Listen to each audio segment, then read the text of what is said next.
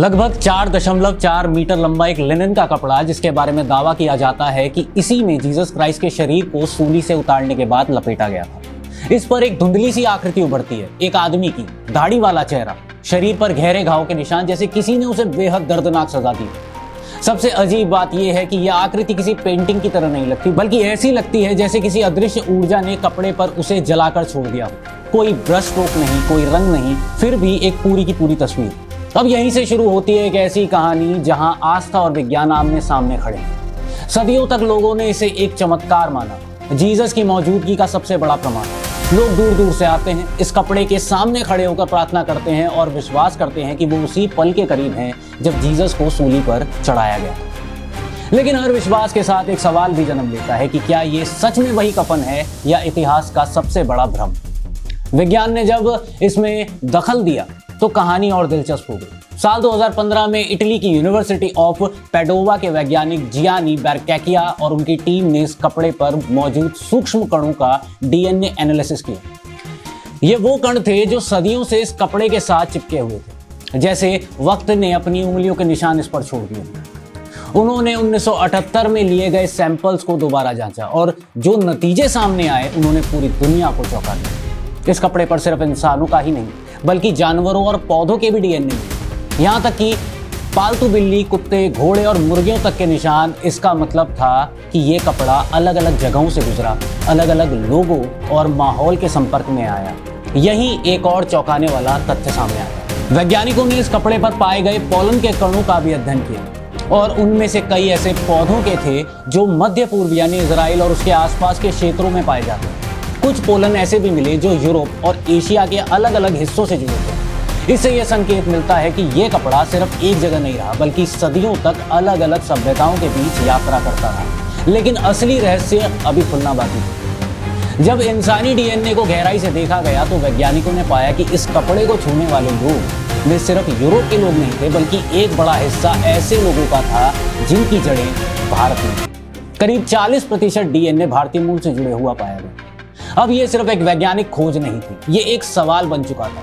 कैसे एक ऐसा कपड़ा जो जीसस से जुड़ा माना जाता है, उसका संबंध भारत में हो सकता है। यहाँ एक ऐतिहासिक तथ्य देखने के लायक है। पहली सदी के समय भारत और रोमन साम्राज्य के बीच व्यापार अपने चरम पर था। भारतीय बंदरगाहों जैसे मुजरिस से रोमन जहाज मसाले, रेशम और महीन कपड़े लेकर जाते थे। रोमन इतिहासकार प्लिनी द एल्डर ने भी लिखा कि ये भारत से आने वाले कपड़ों और वस्त्र इतने कीमती होते थे कि रोम का सोना तक इनके बदले बह जाता था। वैज्ञानिकों ने एक संभावना जताई कि यह कपड़ा या इसका धागा प्राचीन सिंधु घाटी या भारतीय उपमहाद्वीप के किसी हिस्से में तैयार हुआ, क्योंकि उस समय भारत दुनिया के सबसे उन्नत टेक्सटाइल केंद्रों में से एक था। यहाँ का लेनन और कपास इतना महीन होता था कि उसे वोवेन एयर यानी कि हवा जैसा हल्का कहा जाता था। रोमन व्यापारी भारत आते थे, यहाँ से कपड़े और मसाले लेकर जाते थे और हो सकता है इसी यात्रा के दौरान ये कपड़ा भी यूरोप पहुंचा हो।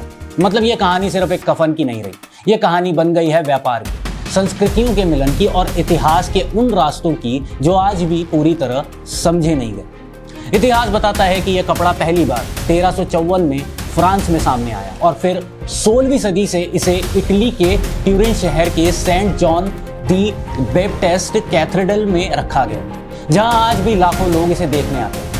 एक और दिलचस्प तथ्य यह है कि इस कपड़े पर बनी आकृति एक नेगेटिव इमेज की तरह काम करती है। यानी जब 1898 में फोटोग्राफर सेकोंडो पिया ने इसकी तस्वीर ली तो फोटो के नेगेटिव में चेहरा और ज्यादा स्पष्ट नजर आया, मानो ये कोई साधारण छवि नहीं बल्कि पहले से ही एक फोटोग्राफिक नेगेटिव हो। अब ये कैसे संभव था जब उस समय कैमरा एक नई खोज थी। फिर 1988 में कार्बन डेटिंग टेस्ट हुआ जिसने कहा कि ये कपड़ा 13वीं या 14वीं सदी का है, यानी जीसस के समय का तो नहीं था।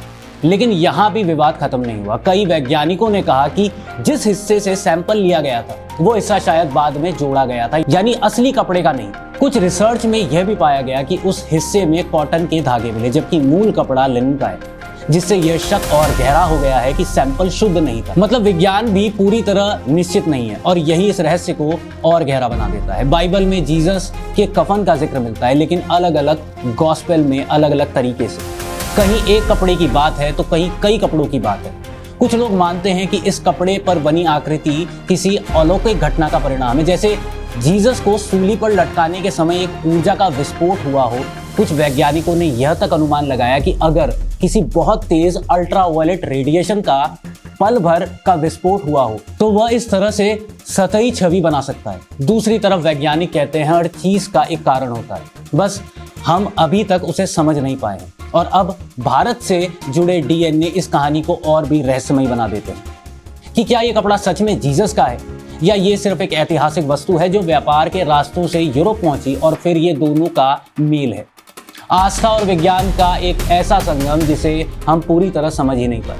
सच्चाई शायद आज भी उसी कपड़े में छुपी है और हम आज भी उसे देखकर बस एक ही सवाल पूछते हैं कि क्या हम सच के करीब जा रहे हैं या उससे दूर होते जा रहे हैं। ऐसी दिलचस्प खबरों के लिए जुड़े रहिए MATV न्यूज़ के साथ।